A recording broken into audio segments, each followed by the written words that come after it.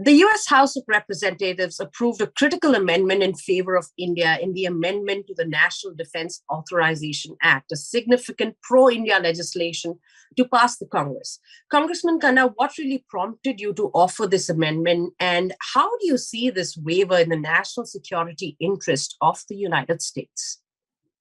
Reena, it was a historic amendment. It passed overwhelmingly, 300 votes, bipartisan. It's the most significant vote to strengthen the U.S.-India relationship since the civilian nuclear deal. The reason it's in the interest of the United States is we need a strong partnership with India, a defense partnership, a strategic partnership, especially because we are two democratic nations. And with the rise of China, with the rise of Putin, this alliance is critical for the United States. Now, this amendment is politically significant. What are you picking up from the top officials at the White House? 300 plus congressmen, a bipartisan support. Has this really sent a strong signal to the president of this country? It has. I mean, I have been in coordination and conversation with senior people at the White House since offering the amendment.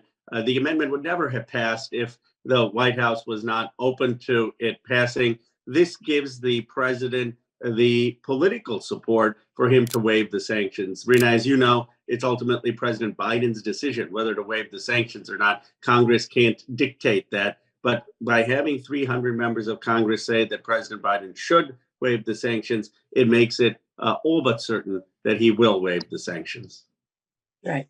Now, this amendment is not really a part of the law. The Senate is yet to pass its version of the NDAA. When that sanction waiver ultimately comes through is still a long process. But in case if this doesn't get through, hypothetically, do you reckon that the damage will be more severe than the sanctions themselves?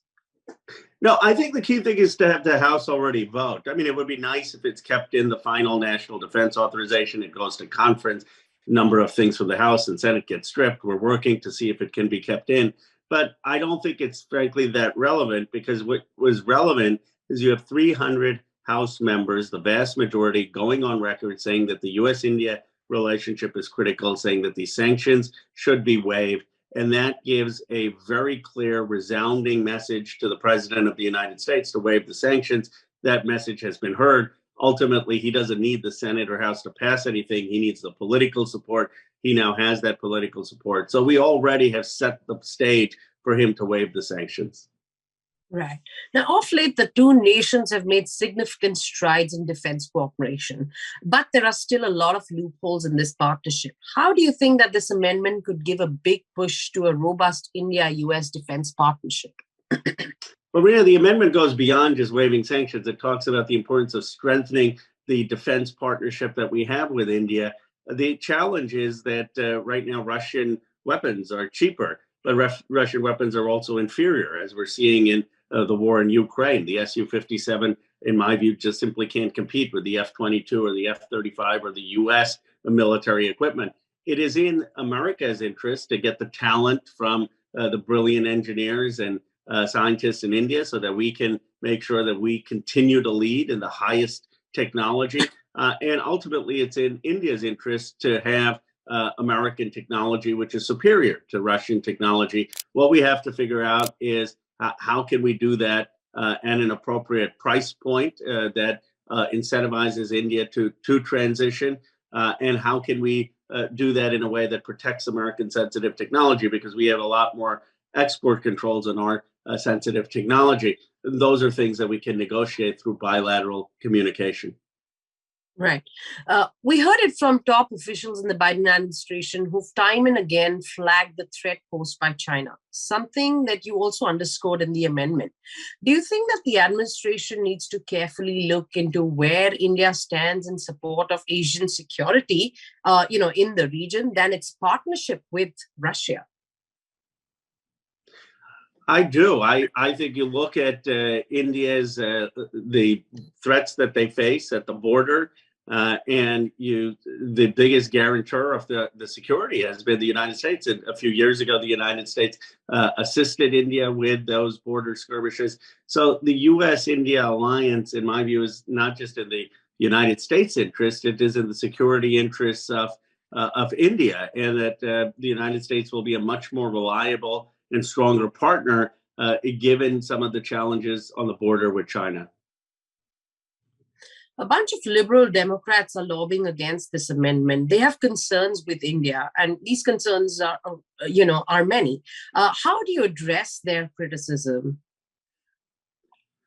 Well, I think the India-U.S. strategic relationship is critical for the 21st century. Now, I agree with Secretary Blinken in his report that we have to prioritize human rights, that there are human rights concerns, and those should be addressed. And that is part of any bilateral relationship. But the question is, do you believe that the U.S.-India strategic alliance is important? Do you believe that it is a critical ally? Absolutely. And then allies can discuss human rights concerns. Sanctioning India or isolating India is not in America's strategic interest and isn't going to advance the human rights issues that Secretary Blinken and others have brought up in their bilateral meetings. Right.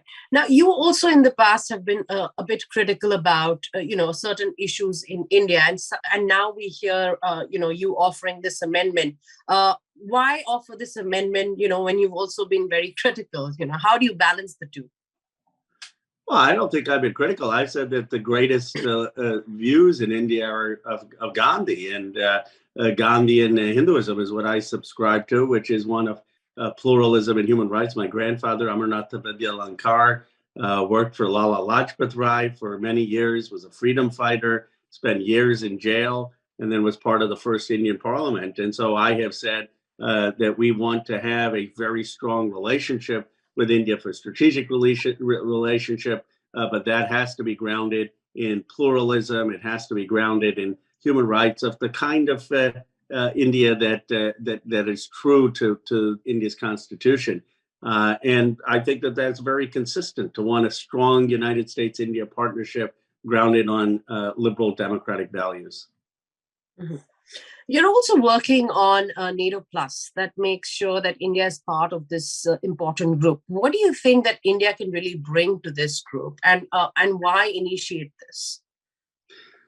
Well, the NATO allies get expedited approval on defense agreements, and we have that same agreement with Australia, with Japan, with New Zealand, with Israel, and with South Korea. And I have worked on trying to add India as the sixth country to that, and that would facilitate and make it easier to have this strong defense partnership and make sure that we're moving India towards more of a defense security alignment with the United States than Russia. I had introduced that 2 years ago. I'm going to continue to work on it. Hopefully we can get that amendment passed in subsequent Congresses.